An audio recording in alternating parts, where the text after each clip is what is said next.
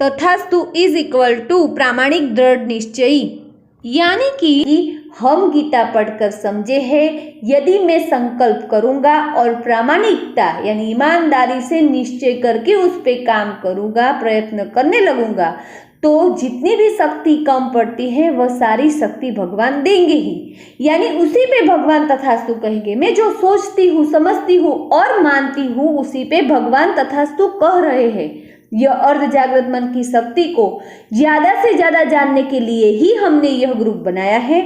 हमारे ग्रुप में हमने जो प्रामाणिकता की व्याख्या बनाई है वह है कि खुद को प्यार करने की शुरुआत करना, यानी नियमित कसरत, प्राणायाम और श्रेष्ठ पठन करना।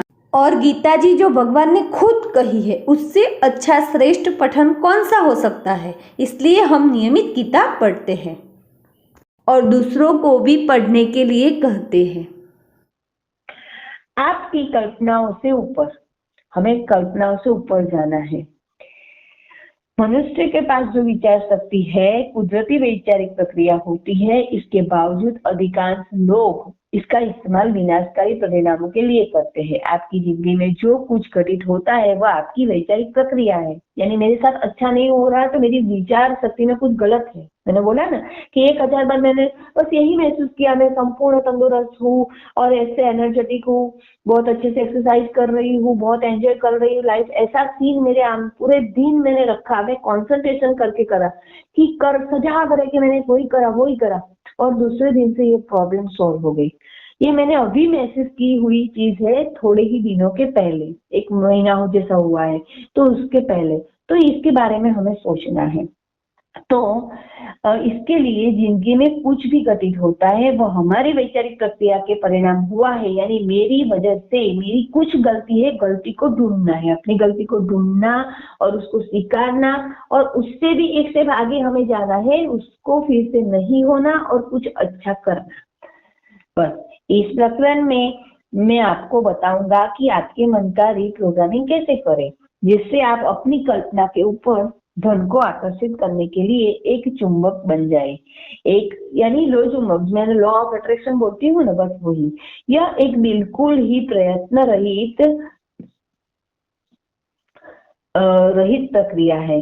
मैं आपको बताऊंगा कि प्रकृति में यह सब विपुल प्रमाण में है और यह सब आप सहजता से कैसे हासिल कर सकते हैं। यानी पूरे विश्व में इतनी सारी शक्ति है, यानी कोई सफलता हासिल करता है तो उससे हमें खुश होना है।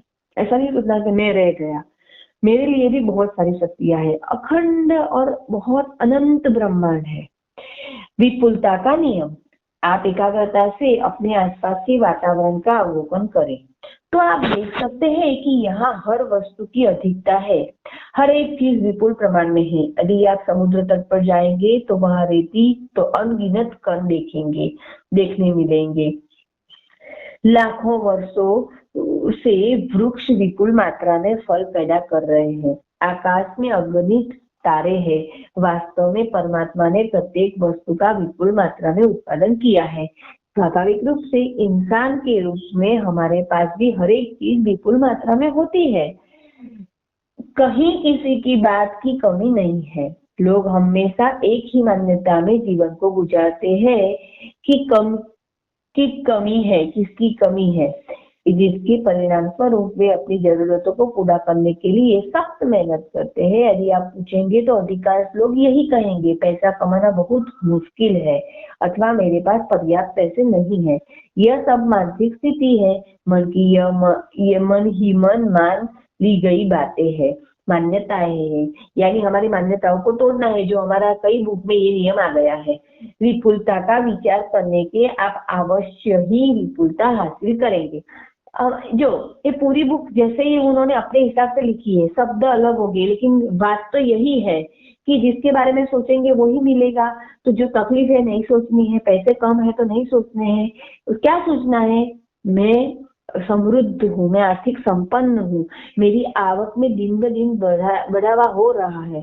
तो इससे क्या होगा कि वो लॉ ऑफ अट्रैक्शन से हमारे पास आएगा। तो जो पूरा मैंने वीडियो बनाया है, जो अपने आप को सजेस्ट करना है अच्छे अच्छे, जैसे पहले नियमित बनने के लिए जो वीडियो बनाया है कि ये मेरे साथ में ये हूँ मैं हूँ, तो बस उसे फील करना है। लोग हमेशा एक ही मान्यता में जीवन गुजार देते हैं। आप विपुलता के नियम का सबूत देखना चाहते हैं तो आगे बढ़े।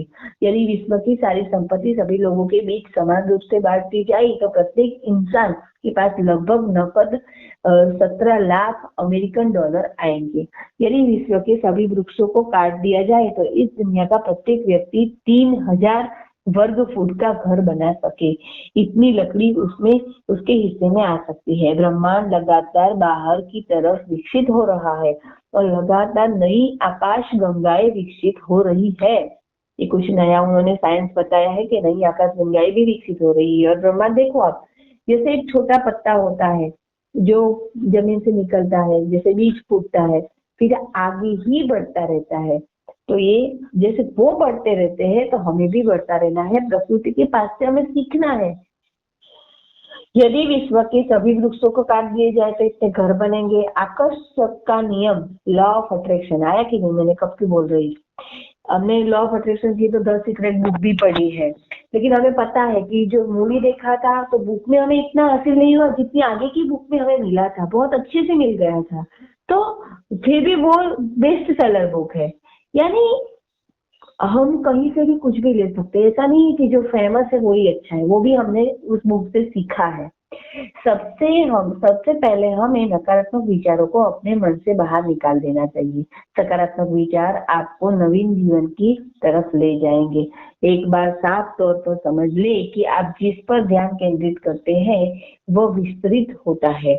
यदि आप लगातार यह विचार करते हैं कि जिंदगी अत्यंत मुश्किलों से भरी हुई है अथवा पैसे कमाना अत्यंत मुश्किल है, तो ऐसी चीजें परिस्थितियां आपकी और आकर्षित होती है और जो आपके विचार को सही साबित कर देती है। यह नियम आपके जन्म के साथ ही सक्रिय हो जाता है और यदि आप इसे समझने की कोशिश नहीं करते तो यह गंभीर नुकसान पहुंचा सकता है, आपकी प्रगति में अवरोध पैदा कर सकता है और आपको कुछ भी हासिल करने नहीं देता है।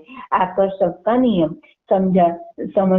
नियम समझाता है कि आप पैसे कमाना चाहते हैं तो आप क्यों नहीं कमा सकते हैं। यह नियम बताता है कि लोग अपने पहले कर गए विचारों को, भावनाओं को, यानी अपनी मान्यताओं को, शब्दों व क्रियाओं के परिणामों का अनुभव करते हैं और जिससे प्रयत्न प्रत्येक वास्तविकता है और उनकी जिंदगी पर मात्र विचारों का ही नियंत्रण होता है। इंसान के विचार, जागृत और अजागृत भावनाएं, मान्यताएं व क्रियाएं सकारात्मक व नकारात्मक अनुभवों को अपने शक्ति क्षेत्र से की तरंगों से आकर्षित करते हैं। आकर्षक का नियम हमेशा यही कहता है कि आप वही हासिल करते हैं जिसके बारे में आप विचार करते हैं, इसलिए जो आप मानते हैं विचारों के अनुसार ही आपको अनुभव होते हैं।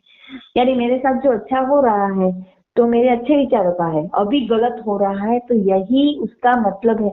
वो सारांश से जो बोलते हैं कि लॉ ऑफ कर्मा, तो वही है, जो आप किया वो पा रहे हैं। लेकिन विचार भी करते हैं तो वो करते हैं ना, जो विचार करते हैं वही करते हैं। जैसे हम सोचेंगे कि मेरे से ये नहीं होता है तो आप ऐसे ही काम करोगे, लेकिन मैं कर सकता हूँ, यस मैं कर सकता हूँ, पहली एक्सरसाइज जो उन्होंने बताई, यस मैं कर सकता हूँ, तो मैं इजी से उसे कर सकूंगा। तो इसके बारे में मेरा खुद का अनुभव बोल रही हूँ कि ग्रुप में कई लोग बोलते हैं आप कर सकते हो, आप कर सकते हो, और कभी कभी ऐसा पड़ोसी भी बोलते हैं, तो ऐसा नहीं है। मैं भी आपकी तरह हूँ, मुझे भी दिक्कत होती है, पर मैं क्या करती हूँ, बस अपने आप को अच्छे से सजेशन देना है, क्योंकि मैंने ये बहुत बार महसूस किया है। मैंने जो अपना वीडियो बनाया अपने बच्चे के बारे में, कि 2 साल का था, वो बोलता नहीं था, बिल्कुल चुप, और क्या है कि सब बात इशारों से ही करता था, और उसके इशारे जो नहीं समझ पाता है तो किसी को भी काट लेता था।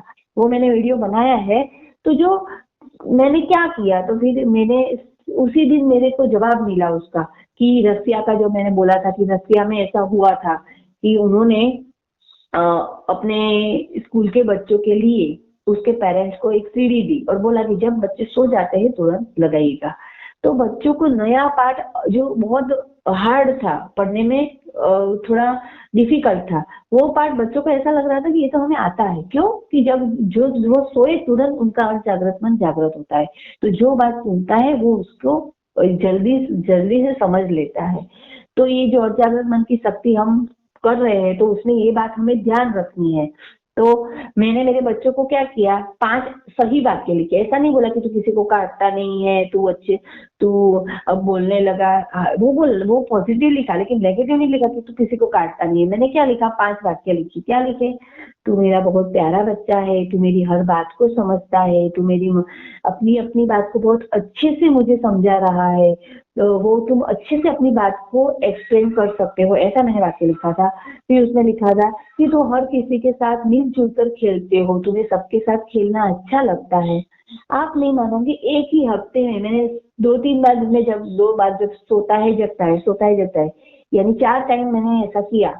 तो एक ही हफ्ते में उसने उसकी बात कभी काटा ही नहीं, और वो इतनी अच्छे से अपनी भाषा बोलने लगा, और इतने अच्छे से 2 साल तक नहीं बोला। लोग क्या बोलते हैं, ये तो वो मूंगा होगा, उसको प्रॉब्लम होगी। लेकिन मैंने कभी ऐसा एक बार भी ऐसा नहीं सोचा था, क्योंकि मुझे खुद पता था। मैं खुद 2 साल के बाद बोली थी, मेरी मम्मी ने मुझे बोला था, और अब बहुत बोलती है।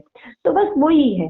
लेकिन मैं ऐसा सोचती हूँ, मैं ज्यादा बोलती हूँ, लेकिन अपनी बोली मैं हमेशा भगवान की बात किसी को बताती हूँ। पहले मैं कुछ और बोलती होगी जब मेरी अंडरस्टैंडिंग नहीं होगी, लेकिन अब ज्यादा से ज्यादा मेरी वाणी, मेरे अपनी आवाज, मैं भगवान की बात किसी को बताने में या किसी के जीवन में उत्साह भरने में ये यूज करती हूँ। मैंने ऐसे किया, ऐसे होता है, बहुत अच्छा होता है, बहुत इजी है, ऐसे मैं मेरी अपनी वाणी यूज करती हूँ। तो हम भी कर सकते हैं। तो लॉ ऑफ अट्रैक्शन जो हम समझे, इसके बारे में अभी आगे भी कल पढ़ना है, तो हम पढ़ेंगे।